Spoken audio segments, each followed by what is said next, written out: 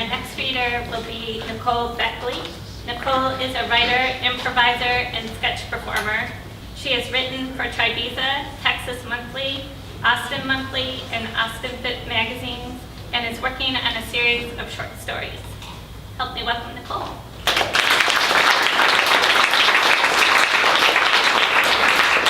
Hi guys. Thank you all so much for coming out this evening, and thank you for supporting this amazing group of writers. I'm super delighted to get to do this. I'm going to be reading the opening section from a short story called The Emerald.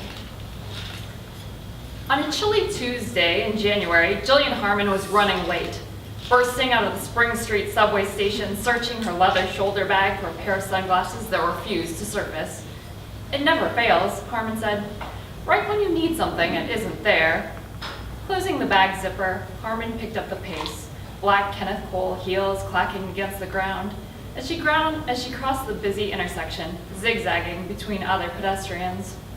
Harmon prides herself on many things: her taste in fine art, impeccable Italian, ability to quickly judge others' characters, but punctuality has never been one of them.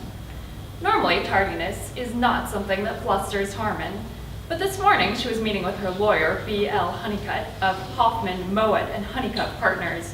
She didn't want to create a bad first impression. At 5'2", Harmon is not particularly tall, but a combination of fiery red hair, dyed, and deep blue eyes, natural, make it hard to overlook her. "I started dyeing my hair a few years ago," Harmon, who would otherwise be a brunette, explains.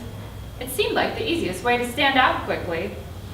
Even if it weren't for her hair, Harmon would certainly stand out. She has a raucous laugh, and in certain social circles is viewed as something of a hanger-on. "There are definitely people who think of Jillian as just being like a groupie," Shashank Prajji, a former coworker, says. "She can be flattering, but she can also be a little over the top where you're like, cut it out already." A Honeycutt meeting was taking place at Duke's in Soho.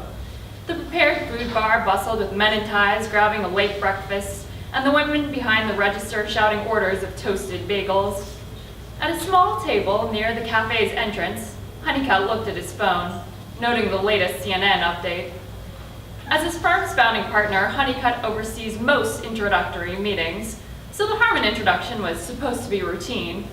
At 57, Honeycutt is a calm force, someone who favors smart gray suits and no tie, top button unbuttoned to invite informality or perhaps confession.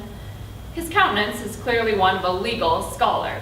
Mouth drawn, eyebrows infrequently raised, once blonde hair turning white, tortoiseshell glasses. Honeycutt might be best known for Vicksburg v. Lupo Italiano, a case he took against the Italian cheesemaker on behalf of his client, Suzanne Vicksburg.